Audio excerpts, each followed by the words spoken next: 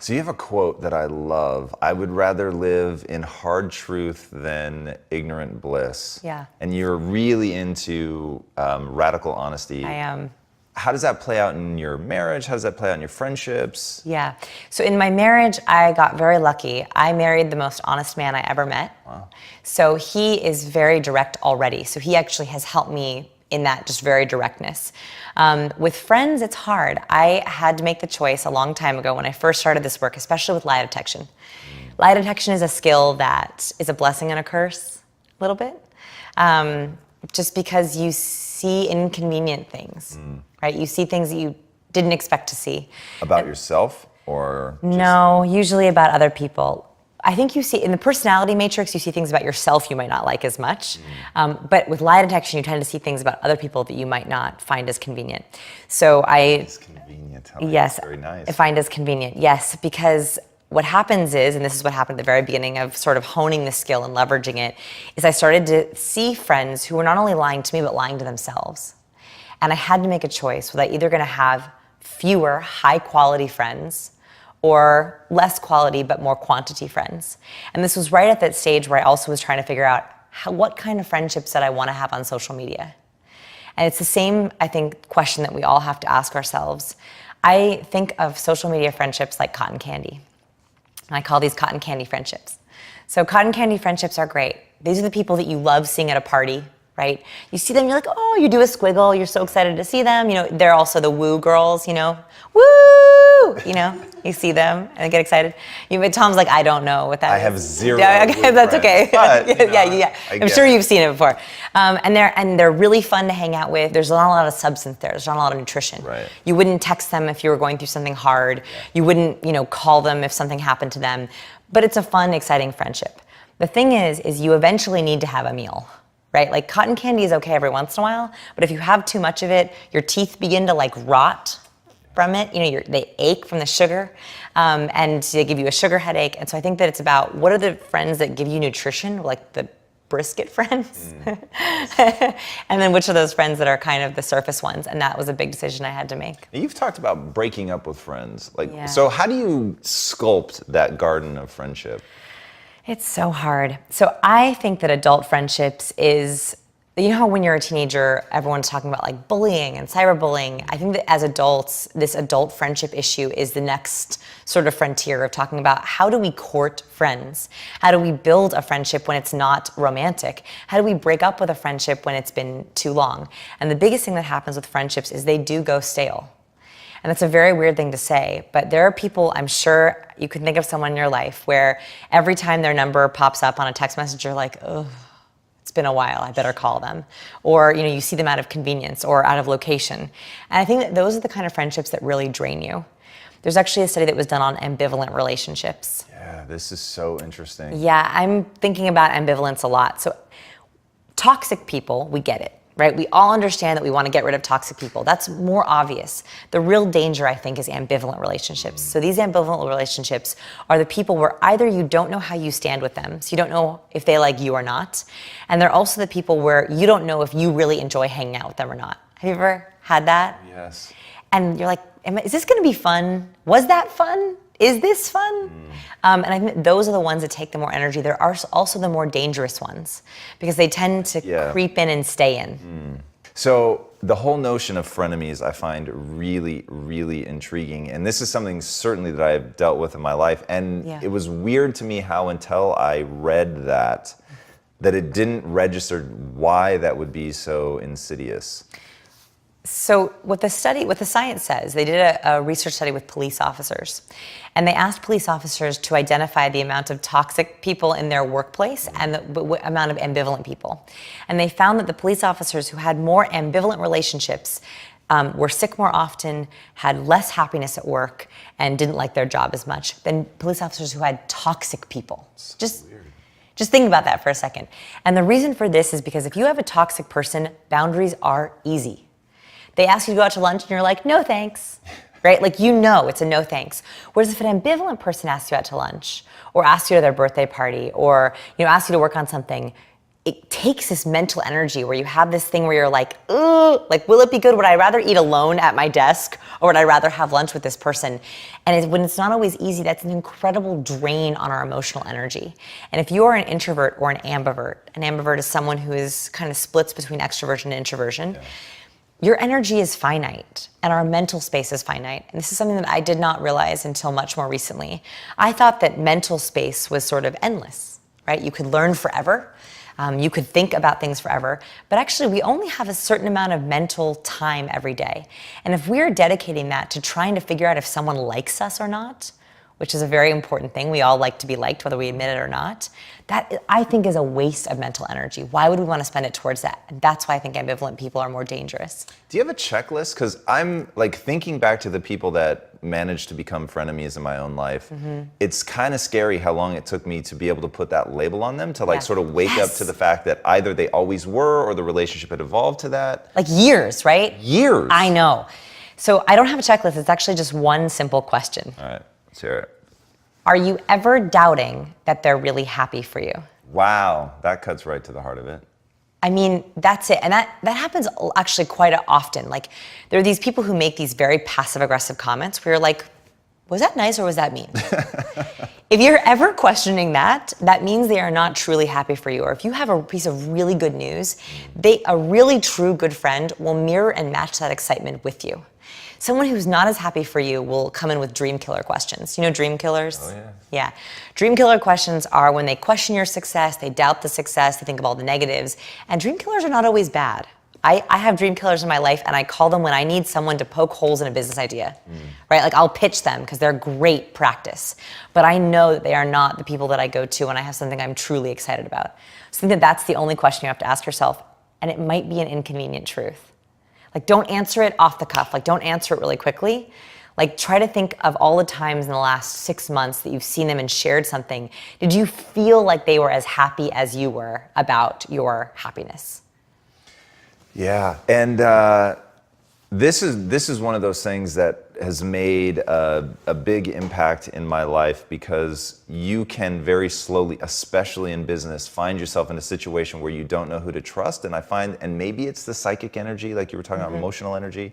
For me, it became a question of emotional safety, where when I know you're my enemy, I don't feel emotionally vulnerable, oddly enough, even though I know you may actively be out to get me. Like, I can handle that. Yeah. It's when I'm like giving you my neck, if you will, enough, and every now and then you actually take a swipe at it, and sometimes like, Yeah, that's when you lose sleep. Yeah, like, yes, literally. And you sit in bed and you rerun all the things they've said or you've said. You worry about all the things that could potentially happen. You know, we talk about psychic energy. I actually think that this is going to sound so weird, I actually think that we pick up on more chemically than we realize. Yeah, talk to me about that. Okay, so I don't believe in psychics, and I don't believe in psychic energy, but I do believe that things happen beyond our conscious awareness in this sense. So there was a study that was done that looked at fear. So what they did is they took participants, they had them wear sweat pads, absorbent sweat pads, and run on the treadmill. And they collected sweat from these people running on the treadmill. Then they had participants wear sweat pads and jump out of an airplane for a first-time skydiving experience, okay? So they had sweat pads that were just treadmill sweat pads, and they had first skydiving sweat pads, okay? Same sweat, but is it really? Then they had participants in a lab sit in an fMRI machine, so their brain was being scanned, and smell, kind of gross, both pads. They did not know what they were smelling. They had no idea what they were smelling. They found that when participants smelled the fear sweat pads, the skydiving sweat pads, their own fear response activated in their brain. Wow. So that means that somehow I think that we can smell emotions. So if you are with someone and they are either they do not mean well for you, or they are planning on taking a swipe at your neck, you somehow smell that threat. And even though consciously your brain is going, they didn't say anything, they didn't do anything, their body language is okay, it seems all okay, the other part of your brain, the animal part of your brain, which is firing in fear response or threat response, is going, no, watch out. And that's what keeps you up at night. is your conscious brain wrestling with the unconscious part of your brain. I think that that's when we talk about being psychic or having premonitions. I think that that's actually what's happening. We're smelling or picking up on things that we don't even realize. Yeah, that's crazy. And just for clarity's sake, when I said psychic energy, I did not mean psychic like a psychic. Okay. I also think is nuts. Okay.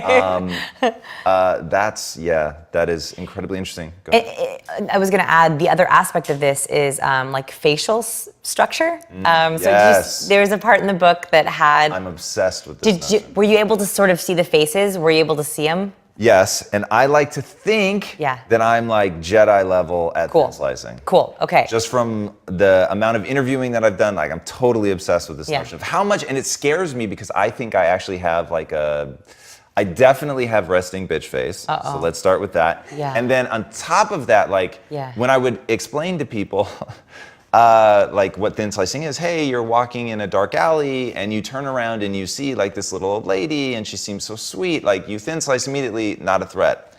My brain immediately used the example, but if you turn around and see me, you're gonna get freaked out. And I thought, I have like a face that like I would thin slice poorly. Like I would not thin slice myself and be like, what a loving, kind individual. Okay. Yeah. So I don't think you're wrong. See? That's what I'm saying. And Okay, you're like, this is what you do. I'm so sorry, I know. No, fair enough. I'm not, inconvenient truth, but let me explain why. Please. Okay, so there is some evidence, and again, there's a lot of research needs to be done on this, but I find it fascinating, about in the womb, babies are exposed to mother's hormones. Right. So that could be testosterone, that could be estrogen, that could be any different variety of things. And those change or turn on different genes in the baby.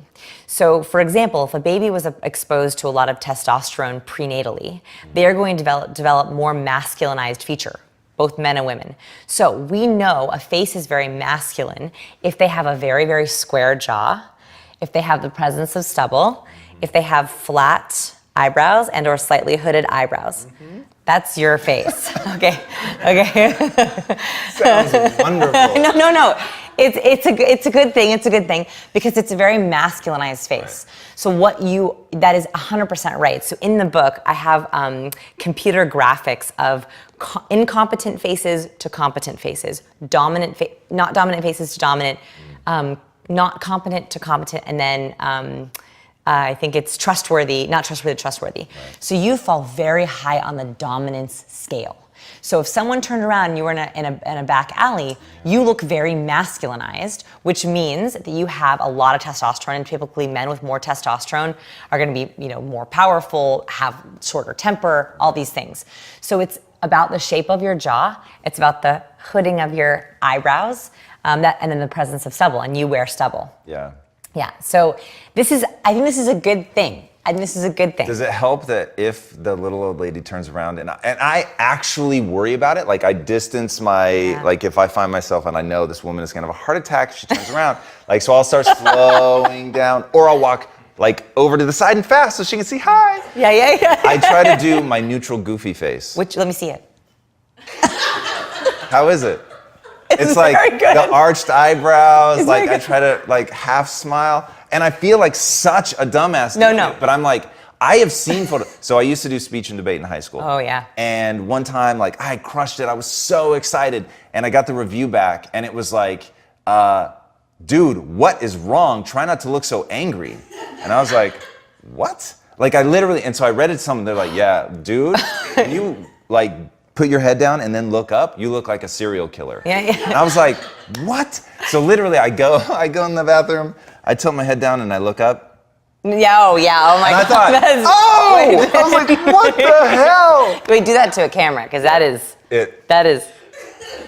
yeah. That's when I realized. Yeah, that's intense. Man. I'm like, that's fine. Yeah, so but now you know why, right? You know it's the shape of your jaw and your face. So what you did is perfect. You optimized how you were naturally wired, right? Okay, right? So show me your, what did you call it? Your goofy, silly face? My goofy, neutral face. Can I see your goofy, neutral face again?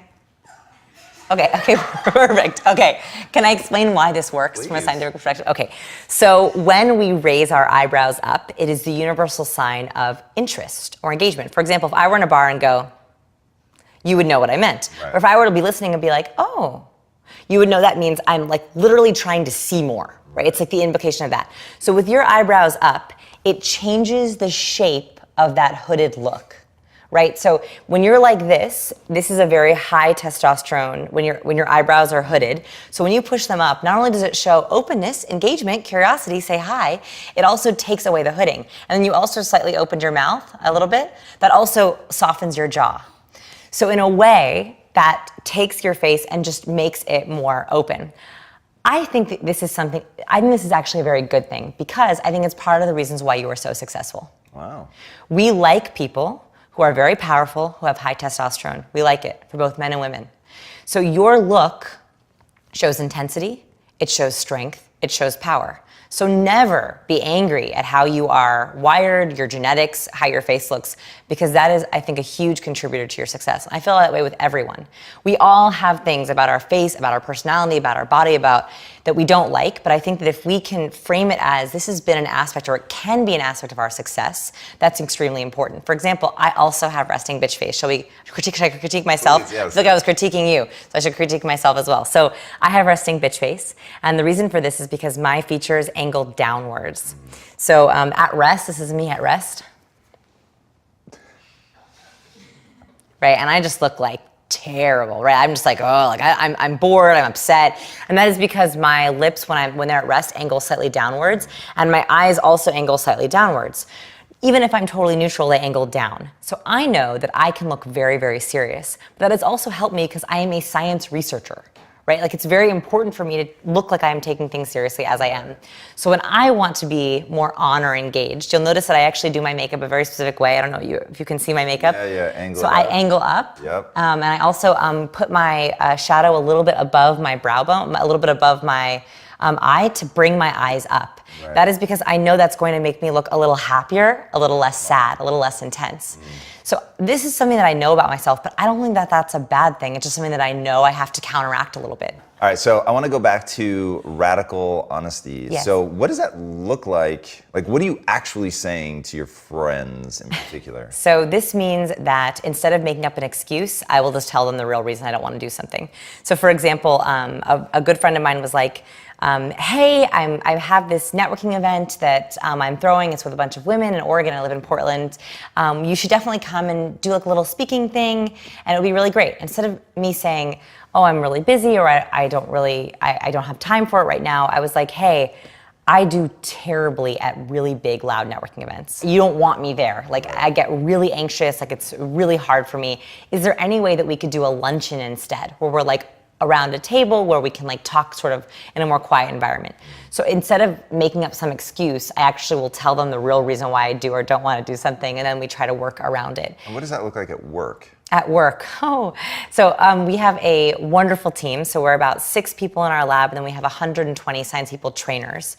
So our trainers are body language trainers, and they do my curriculum in their different cities around the world. Yeah. So basically what this means is we have a very direct task management system. So I think that is incredibly important with your team to A, know their personality matrix. So I know everyone on my team, their personality matrix, and also how they like to receive feedback and how they like to brainstorm. So for example, let's say that I have an idea and I want to do a big brainstorming session. I like to brainstorm out loud, but I know that 2 of my team members do not. So they might say to me, if we're in a big brainstorming session, I'm like, any ideas? Any ideas? And it's like crickets. They would say to me, and they would have complete permission to do so, hey, Vanessa, would there be any way that you could write down these ideas, give us about a week to kind of prepare something, and then we could get back together next Friday? I'm not really ready to brainstorm right now. Instead of having a really lame, drawn-out 50-minute session where no one's really throwing around any ideas. So it's a much faster way to speak to our natural orientations in the workplace or on our team. Talk to me about identifying primary values and what they are so that you know how to better deal with people. Yeah, so I was always fascinated by motivation, in the workplace especially. How do you motivate a partner? How do you motivate a colleague? How do you appeal to their interests? I talk about this in the book a little bit. I always thought that with colleagues, the biggest motivation was money, right? Salary, perks, bonuses. I thought that was sort of most of the reason why you work. You hopefully work for a little bit of passion as well, but you're getting sort of to trying to pay the bills. And so I had one of my employees who was doing an amazing job, and I was like, you know what, I'm going to give her a raise and a bonus. She's been doing such a good job. So I had to move around some things budget-wise, but I really wanted to show her how appreciative I was. We get together, and I say, I'm so excited. I would love to give you a raise and a bonus. And she was like, thanks. And I was like, that's it? Yeah. Like that's all? And then I discovered this research on resource theory. And so resource theory says that every interaction, every relationship is a transaction. Now, I know that sounds really terrible, but actually it's a very honest, very radically honest way of looking at relationships. And there are 6 different resources that we all give and take. And these are different than the love languages. This is resources. Okay. One of them is money, and that's the one that we think about a lot. We talk about it a lot. But what I found out is this particular employee, her primary value was actually status. How did you find that out? So when I realized she had kind of like a lackluster response, she was like, literally, you do the thing, lackluster response, you're feeling a little I feel terrible. I actually feel terrible because I went out of the way to make budget for her. Right. And I also really wanted to thank her for her amazing work. And so when she was like not happy, I was like... But you had to read through, not the lie, but like she was saying, thank you, oh, yay. Negative nonverbal, right? I was seeing, so when we're talking about nonverbal, there's either micro advantages or micro negatives. Micro advantages? Micro advantages or micro negatives. Can you give me an example? Yeah, so like a micro advantage is if you ask a good question, I would be like nodding at you, I'd like smile, I'd be like, oh, that's great, I'd widen my eyebrows. Those are all micro advantages. I'm giving you to say, I love that question. Okay. A micro negative, this is what you probably pick up on without realizing it, are all the things people do when they don't like a question. So maybe they lean back, maybe they make a right. face, maybe they pinch their eyebrows together, maybe they crinkle their nose up at you. Yeah. They might turn their head away and bite their nails. Those are all micro negatives.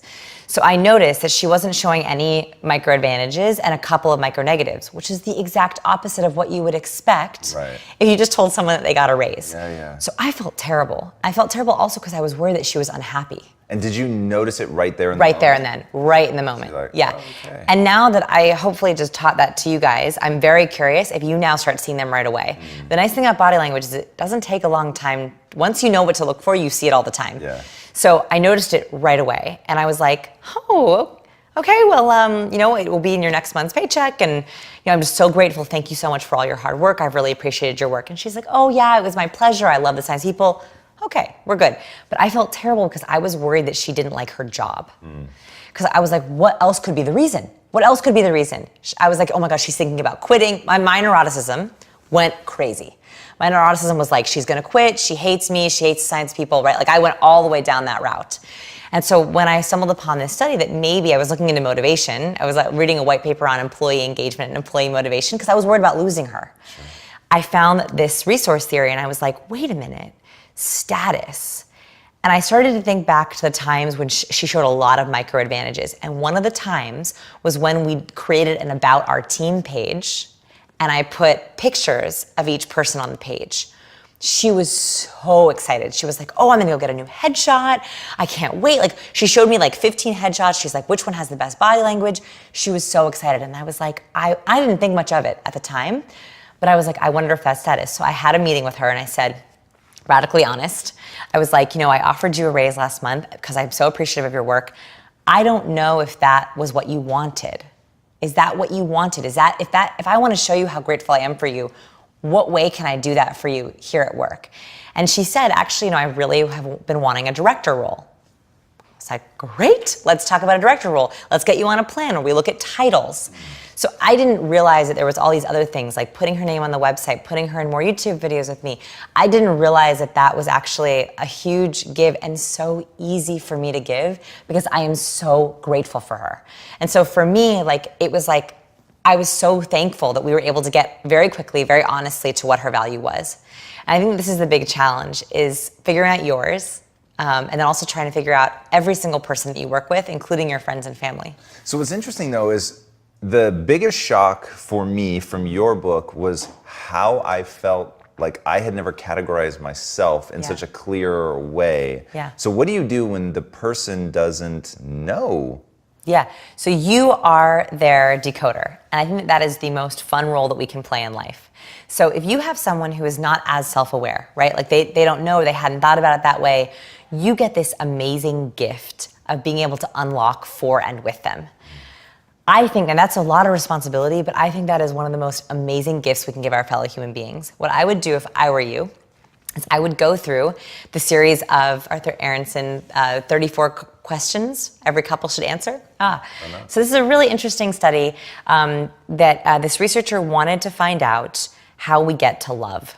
And he found that there are 3 different tiers of relationships. So in the first phase of a relationship, we're just trying to figure out interests.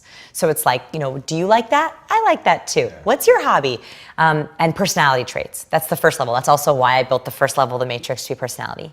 The second level are values, which is why the next levels are around appreciation levels and values. So you're trying to figure out, where does this person, what do they mean? What do they stand for? And the last one is how you relate to them, like how your relationships can match up. So he developed a set of 34 questions to ask to take you through all 3 levels through just these questions alone. So we actually have a list of them. I can send you the list of them. We can do them together if you want one day. And you actually go through each of these these questions, and they will take you through not only you getting to know yourself, but also them doing a self-exploratory exercise. It is the most amazing 2, 3, 5 hours you will ever spend with someone going through these questions. And that's, I think, how we guide someone to self-know themselves. That would be amazing. We should put a link to that in the show notes. That would be really, really incredible. And if you can, it's amazing to do them all in one session, but it's a lot, especially if you have someone who's more introverted. So I think it's very important to respect people's natural orientations. So if someone is an introvert, that means they're going to use less words in the average day. It means they're more private, and it means they like to think through their answers before saying them. Extroverts usually don't need any thinking time before they share. In fact, they tend to verbalize out loud. So they verbalize outwardly. So if you have an introvert, I would highly recommend sending them the questions ahead of time so they can think about them. It's a nice way to respect their personality, and or doing a few at a time. I love that. Yeah. What's one thing that people typically don't know about themselves that you think everybody should know about themselves? Actually, it's something we briefly touched on earlier but didn't get to talk about. How you self-soothe. So everyone should know 2 aspects of self-soothing. The first is when you are in anxiety, whether you're a high neurotic or a low neurotic, do you like to worry outward? Do you verbalize your worry, or do you shut down and close down? So when I'm very worried, I like to be alone with my journal. Like, I don't want to talk to anyone. I just want to think about it myself. Whereas other people like to worry with others, right? Like, they like to talk through their worry, and that makes them feel calm. So that's the first thing is, how do you worry? Do you worry alone, or do you worry with others? That's going to be very important, so that if you're in one of those really terrible low points, we all hit those points, you know exactly which direction you need to do. Is it out to drinks with friends? Do you have your brigade that you call? Or is it home with a journal and a big glass of wine? Those are 2 very different paths. That's the first thing. And the second thing is, how can the people in your life help you self-soothe? I think this might be more of a gender thing, I don't know. A lot of females, a lot of women in my life, when they're very, very anxious, they don't know how to ask for help, both logistically and emotionally. What do you mean? How do you So there's 2 ways of asking for help. Mm-hmm. And maybe my women in the room will this feels familiar.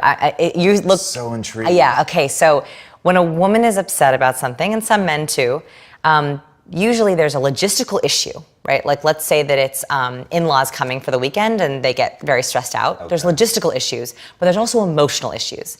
They are different. They're very different. In the in-law example, so they're coming, that's the logistical. The emotional is, my mother-in-law makes me feel this way. We'll break it down even more closely. So logistical. Got to get the guest room ready, got to do all the sheets, got to prep the towels, got to clean the house so my father-in-law doesn't critique it. Okay, those are logistical worries. All things I have to think about once he starts critiquing it and they're already in the house, so yeah. But I'm with you. Yeah, and women are all thinking about that way ahead of time. You're so right. And then the 4 emotional worries might be how to make sure that they actually like the house, how to make sure that we're all going to get along this weekend, how to make sure that we bring up that issue about health that we really need to talk about, and how do we make sure that we actually have a relaxing weekend and it's actually a good time. Okay, those are 8 issues that usually come up around everything. There's all different issues, But they're totally different ways that we self-soothe. So logistical, who do you ask for help and how do you ask for help? Right? Like, is it going to your husband or your kids or your best friend? And for emotional issues, do you want to sort of take a few moments, take a few hours, meditate, do your thing, go for a run, eat really healthy that day to get yourself in the right mind space? Or do you want to go out with friends, have a really blowout night, and like kind of work out all your anxiety before they come? If you don't know that, you are going to set yourself up for failure. And you're also setting up the people in your life for failure. So the biggest mistake that I think couples fight about, they have the same fights over and over again, is they need to ask for help, but they have no idea how to ask for it. And by the way, if you don't go through this, that's how you get complete breakdowns. Because it's just bottling it up. They don't know where to go, how they deal with it. And that's how you get someone who's like yelling and running around before everyone shows up to try to get things fixed when actually they're really worried about the emotional stuff. And the questions that you just walked us through are the questions they should be asking themselves. Yes. So very specifically, whatever it is, and you do this when you're in a point of calm, right? Not when you're already in the worry. Yeah. So how do I worry, right? Do I worry out loud? Do I worry by myself? Who can help me and how can they help? And what are the differences between my emotional and logistical worries? Because they are different. I think if we know that about ourselves, we can then ask for help in better ways, and it sets up everyone in our life for a much more harmonious relationships. Oh yeah, that's fantastic. So most of what we've talked about today is in your book, which is amazing. Read this book. But there's one thing that I've heard you mention, which is a 2-year study you're doing on happiness, which you didn't talk about in the book.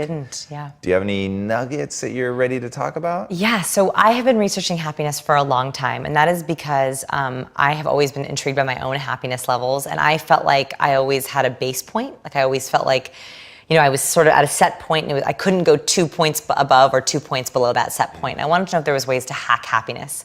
So we've been studying happiness for the past 2 or 3 years at our lab. So I think the most important thing that I have learned so far, and I'm going to put out more research on this, is this idea of learned helplessness. So there's this horrible study. It was done by Martin Seligman. It's horrible. Can I share it? Yeah, okay. I know the study well. Okay, yeah. So this study took dogs, and it put the dogs into a cage with a mat that just very lightly shocked them. And so the dogs would get on the mat and it would kind of shock them. Very unpleasant experience. They put them in these cages with these shocking mats, and then they changed the cage so that there was a space next to the mat so the dog could move off the mat. The problem is the dogs who had been on the shocking mat for a long time just gave up. They never went off the mat. In fact, they just sat and took the shocks, even though they could move off the mat. Whereas the dogs that didn't ever see the mat before immediately jumped off the mat and went to the place that didn't get the shocks. The idea of this is that we end up learning about our helplessness. So when it comes to happiness, we might have learned a pattern in college or in childhood or in our 20s or when we were broke or when we were out of a job or whatever that was. And because even though the mat's not there anymore, even though the shocks aren't there anymore, we stay in the same position because that's how we've always learned to be. And so when it comes to happiness, way more than personality, way more than decoding people, I think that we can absolutely change our entire happiness orientation. I think we can unlearn our helplessness to learn to help ourselves. That sounds amazing. When are you going to start putting stuff out on that? So I have one course on that already. It's called The Power of Happiness. And it's 10 different steps that we've just started learning about. But I will give you one just to start off with right now. And it's this. I call it the chart of happiness. So we end up thinking that happiness comes with the big vacation once a year or the big blowout things once every month. We don't realize that actually happiness comes in these very, very small moments every day. And actually those are the happiness moments we have to savor. So what I'd highly recommend is for the next few days, sit down and make a chart of everything that you do in your life, down to making a steaming hot cup of coffee, down to going for a run, down to doing laundry. And then I want you to rank each of those things on how happy they make you. And I don't mean like happiness like euphoric. Sure. I mean like happiness like content with your life. Like, I am content doing this. I know this sounds crazy, but even like laundry or cooking, something that we often think of as a chore, can provide a certain amount of contentedness if you look at it that way. So I want you to rate all of those skills, and then I want you to count up the number of hours you spend on each of those skills every day. What you'll end up finding is you end up doing what I call happy math. Happy math is basically looking at the fact that we end up spending the majority of our week, 90% of our week, doing tasks that rank as a 1 or 2 or 3, not very happy on the happy scale. And we end up having these really small once a week moments where we're actually happy. But really, they're these small little moments. It's having that amazing cup of coffee, or taking in your view from your window, or whatever, these little small things. Those minutes add up, and I think it's about slowly hacking how can you add in more and more of those minutes. Here's another kind of tip on the happiness stuff that I just realized would be a really easy one to try. So I talked about these little moments of happiness. There's also these little moments of unhappiness that as humans, we cannot help but infect our entire life. So you know how when you're sitting at a red light and you literally question your entire existence? Is that anyone? Does that ever happen to anyone? Sure. Yeah. So you're sitting at a red light and you're like, why do I sit in traffic? Why do I drive to work? Why do I do what I work? Why am I doing this? Maybe I should quit my job. Maybe I should move to Hawaii. Maybe I shouldn't have a car. Like that's like what happens, So one of the hacks that I have found works really well is taking those small moments and turning them into what I call gratitude totems. So a totem is like a symbol or something to remind you of something. So I have a red light by my house that I get stopped at every single day. It doesn't even matter what time of day. And I used to yell at this red light. I would curse at it. And then I realized, wait a minute. Like this light causes me so much unhappiness. I have such a hard time being grateful. Like every Oprah magazine ever says, be more grateful. Who has time to be grateful, right? Like no one has time to do that. But now I have time. So whenever I am stopped at that red light, for the entire red light, I think about every single thing I'm grateful for. And now I get upset if I do not hit it. Because I know that every time I pull up to that red light, I have a minute and a half just think about all the things I'm grateful for. Check, I got my gratitude off. I feel nice and good. I flipped a very unhappy moment for me that makes me question driving and cars and my life and turned it into something that actually makes me very appreciative. That is brilliant. Yeah. All right, where can these guys find you online? Everything is at scienceofpeople.com. So that's our lab, and we do experiments. Come play in our lab. We always have experiments running. We love for people to, I think right now we're doing a vocal power quiz. I know. Yeah, I'm not going to tell you what it is, but you have to go check it out. It's very cool. And we are just very appreciative for all of your support and comments. So if you have any feedback, let me know. Awesome. And last question, what is the impact that you want to have on the world? I want to wake people up. I think that my entire job is to try to get people out of zombieing through social interactions. I think a lot of the times we have conversations on autopilot. We interact with people on social scripts. And so my one goal, the impact I wish I could have, is to wake people up out of their social interactions so they actually have quality conversations and quality interactions and not just quantity. It's amazing. Vanessa, thank you so much for coming on the show. Guys, let me tell you, this is somebody that you are going to want to dive deeply into. Like I said earlier, when I started the book, I was doing it to make sure that I understood the content so that I could come on and do a great interview. And it so carried me away. I literally wanted to say captivate there, but that seems too obvious. It is literally captivating. The book about becoming captivating will arrest you. It will stop you because every bit of it, and I felt like the book was trying to teach me a lot about other people, but it was teaching me so much about myself. And I am somebody that obsessively thinks about self-awareness and where I'm at and what I understand about myself and my natural impulses and what can be overcome and what's not worth fighting. And this book broke everything down and made it all so easy to understand. And if you really want to have a good time, drop her name into YouTube and just watch the videos one after the other after the other. It is the closest thing to being able to literally just let something autoplay every video that it selects that I've ever come across. She is so good at explaining these incredibly useful ways that humans are. You will find it infinitely useful in all of the relationships in your life. It is going to make you better. It is going to make your relationships better. It is insane. I can't recommend it enough. So please, guys, dive into that one. And this is a weekly show. So if you haven't already, be sure to subscribe. And until next time, my friends, be legendary.